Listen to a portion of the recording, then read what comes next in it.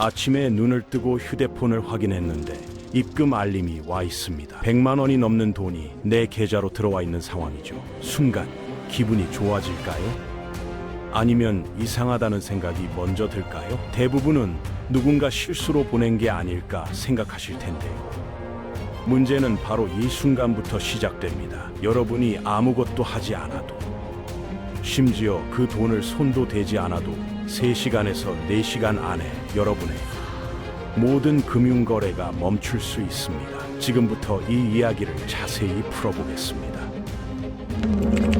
전국에서 매일같이 비슷한 일이 벌어지고 있습니다. 평범하게 살아가던 분들이 어느 날 갑자기 은행 거래를 할 수 없게 되는 상황에 처하죠. 이게 단순히 노인분들만의 문제가 아닙니다. 20대 청년부터 70대 어르신까지 나이와 상관없이 누구에게나 일어날 수 있는 일이에요. 취업을 준비하는 젊은 분도, 회사를 다니는 직장인도, 자영업을 하시는 분도, 평생 성실하게 일해온 퇴직자분들도 예외가 아닙니다. 이게 바로 요즘 급증하고 있는 신종 금융범죄입니다. 더 무서운 점은 여러분이 전혀 잘못한 게 없다는 사실입니다. 누군가 여러분 계좌로 돈을 보내는 것만으로도 피해를 입을 수 있어요. 심지어 그 돈을 쓰지 않아도, 출금하지 않아도 그냥 통장에 들어와 있는 것만으로도 문제가 생깁니다. 여러분은 범죄와 아무 관련이 없는데도 범죄자 취급을 받게 되는 상황이 벌어지는 거죠. 이런 일을 당하면 최소 2주일에서 보름, 길게는 몇 달씩 정상적인 금융생활을 할 수 없게 됩니다. 통장에 낯선 돈이 들어오는 순간 어떤 일이 벌어지는지 차근차근 설명해 드리겠습니다. 먼저 여러분 계좌로 100만 원이나 200만 원 정도가 입금됩니다. 송금인 이름은 전혀 모르는 사람이죠. 대부분은 이걸 차고 송금이라고 생각하시는데요. 실제로는 보이스피싱 범죄자들이 계획적으로 보낸 돈일 확률이 높습니다. 그리고 이 돈을 보낸 사람은 자신이 사기를 당했다며 은행에 신고를 넣습니다. 그러면 은행 시스템이 자동으로 여러분의 계좌를 정지시켜 버립니다. 이게 얼마나 빨리 일어나느냐면요. 돈이 입금된 시각으로부터 보통 3시간에서 4시간 정도면 계좌가 완전히 얼어붙습니다. 어떤 경우는 2시간도 안 걸립니다. 여러분이 그 사실을 알아차리기도 전에 이미 모든 게 끝나버리는 거죠. 아침에 입금됐다면 점심때쯤엔 이미 통장이 막혀 있을 확률이 높습니다. 그리고 한 계좌만 막히는 게 아닙니다. 여러분 명의로 된 다른 은행의 계좌들도 전부 비대면 거래가 차단됩니다. 여기서 비대면 거래가 차단된다는 게 무슨 의미일까요? 모바일 뱅킹 앱을 열어도 잔액 조회조차 안 됩니다. 계좌 이체는 당연히 불가능하고요. 자동 이체로 나가던 공과금, 카드 대금, 통신비 같은 것들이 전부 멈춥니다. 현금 인출도 안 되는 경우가 많습니다. ATM에서 카드를 넣어도 거래가 거절되는 거죠. 급여가 들어올 계좌라면 급여 입금도 막힙니다. 연금을 받으시는 분들은 연금도 못 받게 되고요. 문제는 이걸 풀기가 엄청나게 어렵다는 점입니다. 은행에 전화를 걸어도, 영업점에 직접 가도 해결이 쉽지 않아요. 은행 직원들도 할 수 있는 게 거의 없습니다. 왜냐하면 이건 법으로 정해진 절차이기 때문입니다. 통신사기 피해 환급법이라는 법률에 따라서 보이스피싱 피해를 당했다고 주장하는 사람이 신고하면 은행은 의심되는 계좌를 즉시 정지시켜야 합니다. 계좌 명의자가 동의하지 않아도 일방적으로 막아버릴 수 있는 권한이 있는 거죠. 그럼 도대체 누가 이런 짓을 하는 걸까요? 크게 3가지 유형으로 나눌 수 있습니다. 실제로 보이스피싱을 당한 선량한 피해자가 있습니다. 사기꾼한테 속아서 돈을 보냈는데 그 돈이 여러분 계좌로 흘러들어간 경우죠. 이 경우 그분들은 진짜 피해자이고 여러분도 억울한 피해자가 되는 상황입니다. 다음으로는 범죄 조직이 돈 세탁용으로 쓸 계좌를 물색하는 과정에서 테스트로 소액을 보내보는 경우입니다. 계좌가 살아있는지 확인하는 거죠. 마지막이 가장 악질인데요. 누군가를 고의로 괴롭히려고 일부러 통장을 묶어버리는 경우입니다. 이 3번째 유형이 특히 위험한 이유는 최근 들어 이걸 전문적으로 대행해주는 불법 업자들까지 생겨났기 때문입니다. 텔레그램 같은 메신저를 통해서 영업을 하는데요. 누군가한테 앙심을 품은 사람이 이 업자한테 돈을 주고 특정인의 통장을 묶어달라고 의뢰하는 겁니다. 그러며 업자가 그 사람 계좌로 돈을 보내고 바로 은행에 보이스피싱 피해 신고를 넣어버립니다. 피해자는 아무 잘못도 없는데 갑자기 금융거래가 전부 막혀버리는 거죠. 이런 상황을 어떻게 막을 수 있을까요? 가장 중요한 건 속도입니다. 낯선 돈이 들어온 걸 발견한 순간부터 여러분의 대응 속도가 모든 걸 결정합니다. 송금한 사람이 은행에 신고를 넣기 전에 여러분이 먼저 움직여야 해요. 그래야 나중에 억울한 상황을 피할 수 있습니다. 지금부터 말씀드리는 내용을 꼭 기억해 두셔야 합니다. 이건 단순한 조언이 아니라 여러분의 재산을 지키기 위한 필수 행동 지침입니다. 낯선 입금을 발견했을 때 절대로 해서는 안 되는 행동이 있습니다. 송금한 사람에게 먼저 연락하지 마세요. 전화번호가 있어도 걸지 마시고 문자도 보내지 마세요. 그 돈을 절대 다른 곳으로 옮기지 마세요. 출금도 하지 마시고 계좌 이체도 하지 마세요. 그냥 가만히 기다리지도 마세요. 시간이 지나면 저절로 해결될 거라고 생각하시면 큰 오산입니다. 혼자서 해결하려고 하지 말고 가족이나 주변 사람한테 알리고 공식 기관에 신고해야 합니다. 그럼 정확히 어떻게 해야 할까요? 제가 지금 말씀드리는 순서대로만 움직이시면 됩니다. 모르는 돈이 입금된 걸 확인한 순간부터 30분 안에 3곳에 동시에 신고를 넣어야 합니다. 우선 여러분이 거래하는 은행의 고객센터에 전화하세요. 인터넷에서 검색하지 마시고 통장이나 카드 뒷면에 있는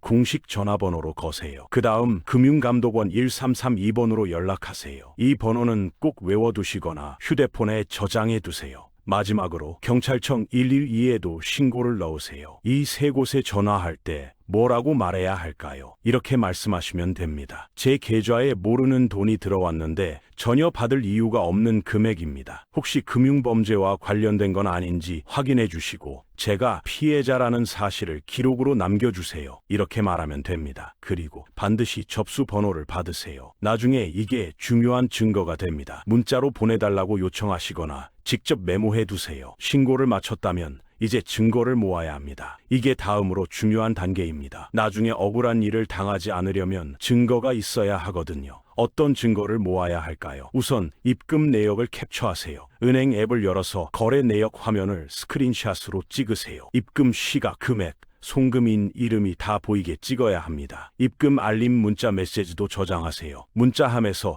해당 문자를 찾아서 전체 화면으로 캡처하세요. 날짜와 시간이 보여야 합니다. 만약 누군가 전화를 걸어온다면 그 통화를 녹음하세요. 요즘 스마트폰에는 대부분 통화 녹음 기능이 있습니다. 설정에 들어가서 자동 녹음을 켜두시면 모든 통화가 자동으로 저장됩니다. 카카오톡이나 문자로 누군가 연락을 해온다면 그것도 전부 캡처해서 저장하세요. 이렇게 모은 모든 파일을 안전한 곳에 백업해 두세요. 휴대폰만 믿으면 안 됩니다. 컴퓨터로 옮기시거나 클라우드에 올려두세요. USB에 저장해 두시는 것도 좋은 방법입니다. 이 모든 과정을 하루 안에 끝내셔야 합니다. 늦어도 이틀 안에는 완료하세요. 시간이 지날수록 불리해집니다. 증거를 모으셨다면 이제 다음 단계로 넘어갑니다. 경찰서에 직접 가셔야 합니다. 왜 경찰서에 가야 할까요? 사건 사고 사실 확인서라는 서류를 받기 위해서입니다. 이게 뭐냐면요. 여러분이 범죄자가 아니라 피해자라는 사실을 경찰이 공식적으로 확인해주는 문서입니다. 이 서류가 있으면 나중에 은행이나 금융감독원에서 훨씬 빠르게 처리해줍니다. 경찰서에 가실 때 앞서 모아둔 증거를 전부 가지고 가세요. 입금 내역 캡처, 문자 메시지, 통화 녹음, 카톡 대화 내용 등 모든 자료를 보여드리세요. 그리고 진술서를 작성하게 될 텐데요. 여기에 이렇게 쓰시면 됩니다. 저는 이 사건과 전혀 관련이 없으며 피해자입니다. 낯선 돈이 입금된 즉시 은행과 금융감독원에 신고했고 증거도 확보했습니다. 첨부한 자료를 확인해 주시기 바랍니다. 이런 식으로 쓰시면 됩니다. 여기서 가장 중요한 게 바로 시간입니다. 계좌가 정지된 날로부터 사흘 안에 이 확인서를 받아야 합니다. 사흘이 지나면 받기가 훨씬 어려워집니다. 그러니까 통장이 묶인 걸 확인하신 다음 날이나 이틀째 되는 날 바로 경찰서에 가셔야 해요. 주말이나 공휴일은 피하시고 평일에 가시는 게 좋습니다. 확인서를 받으셨다면 이제 다음 단계입니다. 은행 지점을 직접 방문하세요. 전화로는 해결이 안 될 가능성이 높습니다. 꼭 영업점에 가서 직원을 대면해야 해요. 은행 지점에 가시면 지급정지 해제 청구서라는 양식을 작성하게 됩니다. 여기에 여러분의 상황을 자세히 적으세요. 그리고 준비해간 모든 증거를 함께 제출하세요. 경찰서에서 받은 사건 사고 사실 확인서, 입금 내역 출력물, 문자 캡처, 신고 접수증 등 가지고 있는 모든 자료를 내세요. 자료가 많을수록 좋습니다. 은행에서는 이 자료들을 검토한 뒤에 지급정지를 해제할지 말지 판단합니다. 만약 은행에서 바로 해제가 안 된다고 하면 어떻게 해야 할까요? 포기하지 마시고 금융감독원에 민원을 제기하세요. 금융감독원 홈페이지에 들어가시면 온라인으로 민원을 넣을 수 있습니다. 전화로 하셔도 되고요. 여러분이 억울한 피해자라는 사실과 증거를 제출했다는 사실을 설명하세요. 금융감독원에서 은행에 연락을 해서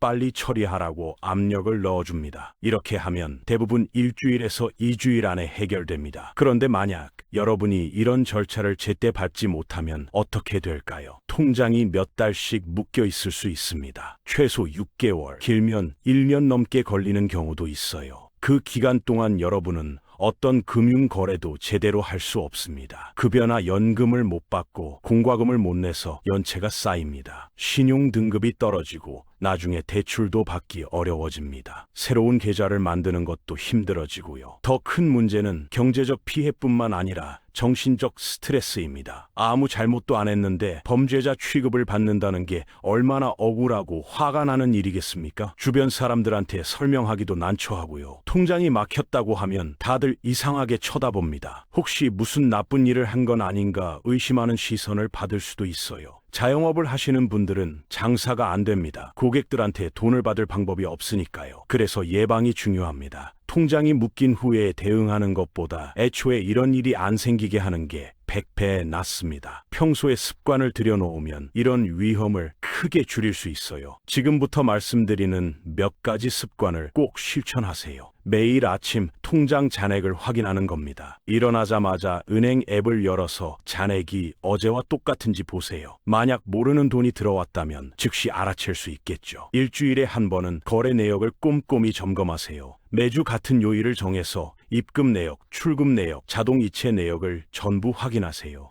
작은 금액이라도 이상한 거래가 있으면 바로 은행에 문의하세요. 5,000원 같은 소액도 무시하면 안 됩니다. 범죄자들이 테스트로 소액을 먼저 보내보는 경우가 많거든요. 한 달에 한 번은 비밀번호를 바꾸시는 것도 좋습니다. 은행 앱 비밀번호, 계좌 비밀번호, 휴대폰 잠금 비밀번호를 정기적으로 변경하세요. 가족들과 정기적으로 금융 안전에 대해 이야기 나누는 것도 중요합니다. 석 달에 한 번 정도 모여서 최근에 어떤 사기 수법이 유행하는지, 조심해야 할 게 뭔지 얘기를 나누세요. 특히 나이 드신 부모님이나 어르신들한테는 더 자주 알려드려야 합니다. 젊은 사람들도 당하는 판에 어르신들은 더 쉽게 당하실 수 있거든요. 가족 단톡방에 관련 뉴스를 공유하시는 것도 좋은 방법입니다. 이런 예방 습관들이 귀찮게 느껴지실 수도 있습니다. 매일 통장을 확인하고 일주일마다 내역을 점검하고 한 달마다 비밀번호를 바꾸는 게 번거로울 수 있어요. 처음엔 다들 그렇게 느끼십니다. 하지만 이게 습관이 되면 전혀 어렵지 않습니다. 아침에 일을 닦듯이 자연스럽게 하게 되거든요. 그리고 이 작은 습관들이 여러분의 평생 재산을 지켜줍니다. 몇 분의 수고로 몇 천만 원, 몇억 원의 재산을 보호할 수 있다면 충분히 가치 있는 일 아니겠습니까? 지금까지 말씀드린 내용을 정리해 보겠습니다. 낯선 돈이 입금됐을 때 가장 중요한 건 속도입니다. 30분 안에 은행, 금융감독원, 경찰에 동시 신고하세요. 하루 안에 모든 증거를 확보하세요. 입금 내역, 문자, 통화 녹음, 모든 자료를 빠짐없이 모으세요. 사흘 안에 경찰서에 가서 사건 사고 사실 확인서를 받으세요. 일주일 안에 은행 지점을 방문해서 지급 정지 해제를 청구하세요. 이 단계들만 기억하시면 됩니다. 그리고 절대로 해서는 안 되는 행동들도 꼭 기억하세요. 송금한 사람과 연락하지 마세요. 그 사람이 먼저 전화를 걸어와도 받지 마시고 문자를 보내와도 답장하지 마세요. 절대로 돈을 보내지 마세요. 상대방이 불쌍한 척하거나 협박을 해도 한 푼도 보내면 안 됩니다. 혼자서 해결하려고 하지 마세요. 가족한테 알리고 전문가의 도움을 받으세요. 이것들만큼은 무슨 일이 있어도 지켜야 합니다. 여러분 중에는 이미 통장이 묶인 상태인 분들도 계실 겁니다. 몇 주째 혹은 몇 달째 해결이 안 되고 계신 분들도 있으실 텐데요. 늦었다고 생각하지 마세요. 지금이라도 제가 말씀드린 대로 증거를 모으고 경찰서에 가서 확인서를 받으세요. 은행에 다시 한번 청구서를 제출하시고 금융감독원에 민원을 넣으세요. 늦었어도 절차를 제대로 밟으면 해결할 수 있습니다. 포기하지 마시고 끝까지 노력하세요. 혹시 주변에 비슷한 피해를 당한 분이 계시다면 그분한테 이 내용을 알려주세요. 부모님이나 조부모님께도 꼭 설명해 드리세요. 특히 연세가 있으신 분들은 이런 정보를 접하기 어려우시니까요. 형제, 자매, 친구, 직장 동료들에게도 공유하세요.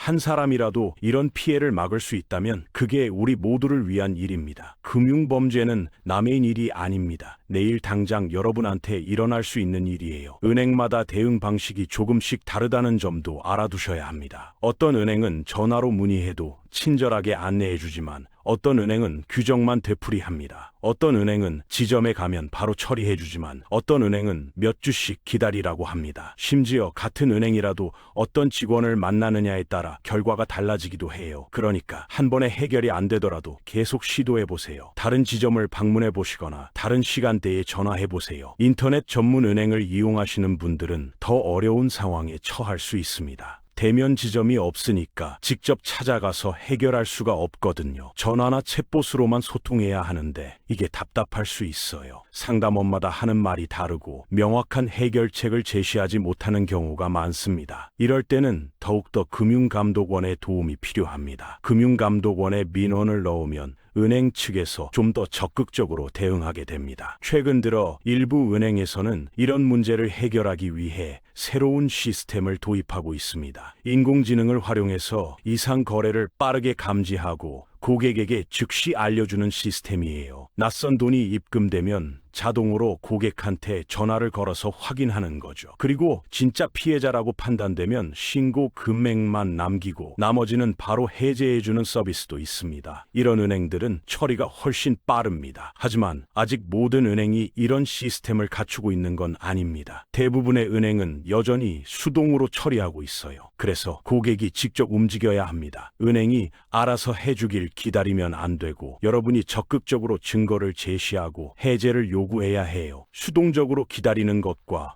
능동적으로 대응하는 것의 차이가 몇 주에서 몇 달로 나타납니다. 금융당국에서도 이 문제의 심각성을 인식하고 대책을 마련하고 있습니다. 은행들이 자율적으로 보안 체계를 강화하도록 유도하고 있어요. 획일적인 규제보다는 각 은행이 자기 상황에 맞게 시스템을 개선하도록 하는 방향으로 가고 있습니다. 그리고 금융사고나 부적절한 대응에 대해서는 더 엄격하게 책임을 물을 방침입니다. 앞으로는 상황이 좀 나아질 거라고 기대하고 있지만 아직은 시간이 필요합니다. 당장은 여러분 스스로 조심하는 수밖에 없습니다. 금융 시스템이 완벽해지길 기다릴 순 없어요. 지금 당장 여러분한테 일어날 수 있는 일이니까요. 오늘 배운 내용을 바로 실천에 옮기세요. 내일이 아니라 오늘 이 내용을 다 읽고 바로 실천하세요. 지금 당장 휴대폰을 열어서 은행 앱 잔액을 확인해 보세요. 이상한 입금이 없는지 보세요. 그리고 휴대폰 연락처에 긴급 전화번호를 저장해 두세요. 그리고 통화 녹음 기능을 켜두세요. 설정에 들어가서 자동 녹음을 활성화하시면 됩니다. 이것만 해놔도 나중에 큰 도움이 됩니다. 여러분이 자주 궁금해하시는 몇 가지 질문에 답변 드리겠습니다. 먼저 은행이 문을 닫았으면 어떻게 하냐는 질문인데요. 걱정하지 마세요. 은행 콜센터는 24시간 운영됩니다. 밤이든 새벽이든 언제든 전화할 수 있어요. 다음으로 가족이 보낸 돈인지 어떻게 확인하냐는 질문입니다. 가족한테 직접 전화해서 물어보세요. 문자나 메신저 말고 음성통화로 확인해야 합니다. 목소리를 직접 들어야 안전합니다. 또 이미 몇 달째 통장이 묶여 있는데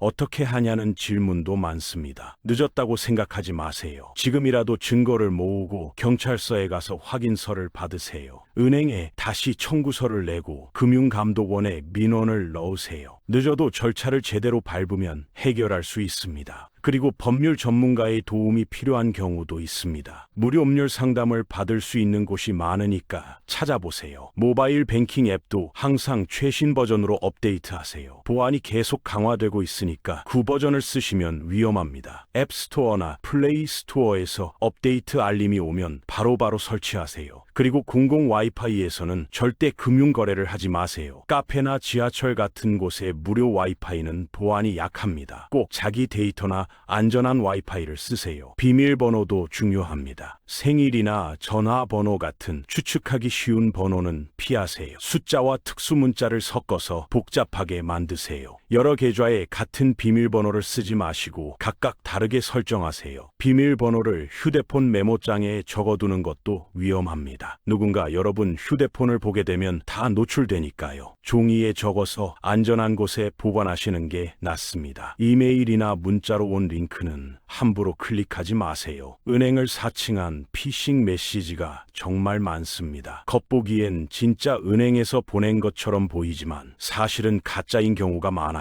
링크를 클릭하면 악성 코드가 깔리거나 개인정보가 빠져나갈 수 있습니다. 뭔가 의심스러우면 직접 은행 앱을 열거나 공식 홈페이지에 접속해서 확인하세요. 전화로 개인정보를 요구하는 경우도 절대 응하지 마세요. 진짜 은행 직원은 전화로 비밀번호나 계좌번호를 물어보지 않습니다. OTP 번호나 인증번호도 절대 알려주면 안 돼요. 누가 금융감독원이나 검찰청 직원이라고 하면서 전화를 걸어와도 믿지 마세요. 일단 끊고 공식 번호로 확인 전화를 하세요. 이게 기본 중에 기본입니다. SNS나 메신저로 돈을 빌려달라는 연락이 오면 더욱 조심하세요. 친구나 가족 계정이 해킹당한 경우가 많습니다. 아무리 가까운 사람이라도 돈 얘기가 나오면 반드시 전화로 본인 확인을 하세요. 문자나 카톡만으로 판단하면 안 됩니다. 목소리를 직접 듣고 상황을 정확히 파악한 후에 결정하세요. 요즘은 AI 기술을 이용한 사기도 나오고 있습니다. 딥페이크로 가족의 목소리를 흉내내서 전화를 거는 경우도 있대요. 그러니까 목소리만 듣고도 안심하면 안 되고 본인만 아는 질문을 해서 확인해야 합니다. 예를 들어 어렸을 때 별명이 뭐였는지, 지난번에 같이 먹은 음식이 뭐였는지 이런 걸 물어보세요. 사기꾼은 이런 디테일한 정보는 모릅니다. 금융범죄는 끊임없이 진화하고 있습니다. 1년 전에는 없던 수법이 오늘은 당연한 것처럼 퍼져 있어요. 통장 묶기 사기도 비교적 최근에 생긴 수법입니다. 앞으로 어떤 새로운 방법이 나올지 모릅니다. 그러니까 항상 경계하고 의심하고 확인하는 습관을 들여야 합니다. 너무 편하다고 방심하면 안 됩니다. 편리함의 이면에는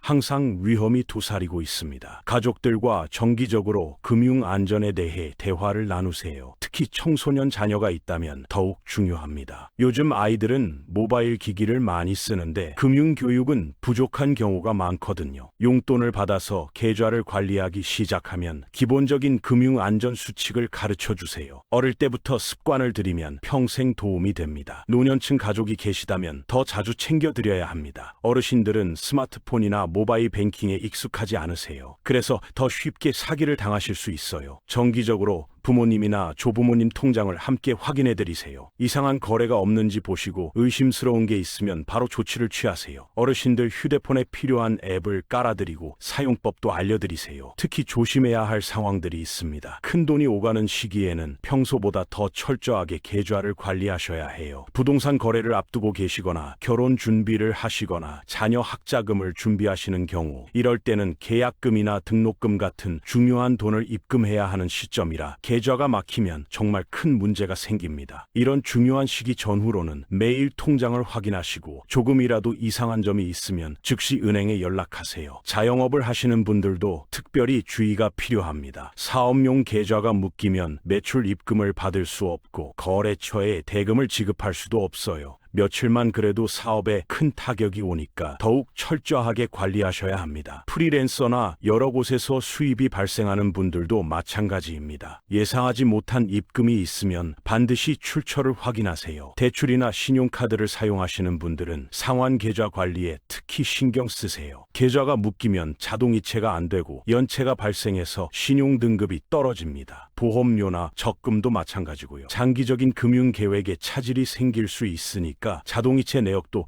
정기적으로 확인하세요. 큰 돈이 오가는 거래나 중요한 금융 일정이 있을 때는 평소보다 두세 배 더 꼼꼼하게 체크하시면 됩니다. 지금까지 정말 긴 이야기를 했습니다. 하지만 이 모든 내용이 여러분의 재산과 안전을 지키기 위한 필수 정보입니다. 여러분의 작은 실천이 큰 피해를 막습니다. 몇 분의 수고로 몇 천만 원의 재산을 지킬 수 있다면 충분히 가치 있는 일 아니겠습니까? 그리고 주변 사람들도 함께 지킬 수 있습니다. 이 정보를 널리 퍼뜨려 주세요. 부모님, 형제, 친구, 동료들한테 알려주세요. 한 사람이라도 더 이런 피해를 막을 수 있다면 우리 사회 전체가 안전해집니다. 금융 범죄는 개인의 문제가 아니라 사회 전체의 문제입니다. 우리 모두가 경각심을 가지고 서로를 챙겨야 합니다. 특히 취약한 분들을 보호해야 해요. 나이 드신 분들, 금융 지식이 부족한 분들을 우리가 도와드려야 합니다. 이웃을 돌보는 마음으로 금융 안전 정보를 나눠주세요. 마지막으로 한 가지만 더 말씀드리겠습니다. 만약 여러분이 이미 피해를 당하셨다면 자책하지 마세요. 누구나 당할 수 있는 일입니다. 똑똑한 사람도 당하고 조심하는 사람도 당합니다. 범죄자들은 정말 교묘하게 속입니다. 그러니까 자신을 탓하지 마시고 지금부터라도 해결을 위해 움직이세요. 늦었다고 생각하지 마시고 포기하지 마세요. 끝까지 노력하면 반드시 해결할 수 있습니다. 도움이 필요하시면 주저하지 말고 요청하세요. 금융감독원, 경찰청, 소비자원 등 여러분을 도와줄 기관이 많습니다. 무료 법률 상담도 받을 수 있고요.